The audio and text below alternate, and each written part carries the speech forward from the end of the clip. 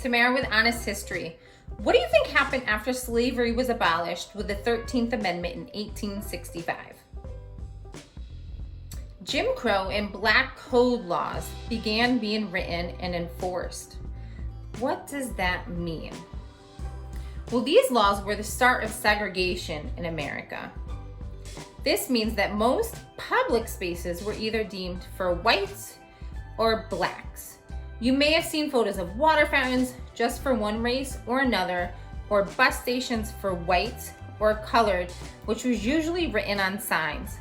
These Jim Crow laws creating segregated spaces were made legal 31 years later across all of America, and beginning in 1896 with the Supreme Court ruling in the case of Plessy versus Ferguson, which allowed separate but equal public spaces for blacks and whites in a 7-1 vote.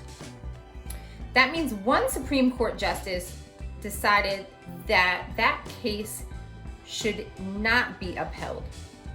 This was Justice John Marshall Harlan, and he stated, "Our Constitution is colorblind and neither shows nor tolerates classes among citizens."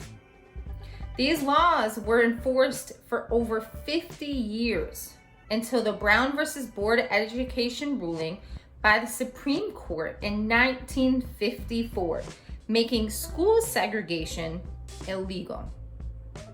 It was easy and swift to segregate all of America, but a very long battle to completely desegregate America.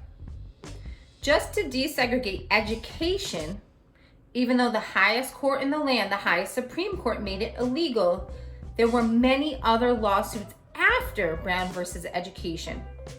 These lawsuits aimed to keep schools segregated or to fight against the segregation that was currently happening in their town, like Milliken versus Bradley in 1974. I said that correctly. 1974, 46 years ago. We are still fighting school segregation. I'll put the link to that lawsuit below. Please check it out. Other cases worked on ending segregation in churches, parks, restaurants, bathrooms, and bus depot transportation, like Boynton versus Virginia. This case ruled in 1960 that public facilities for interstate travel could not be segregated.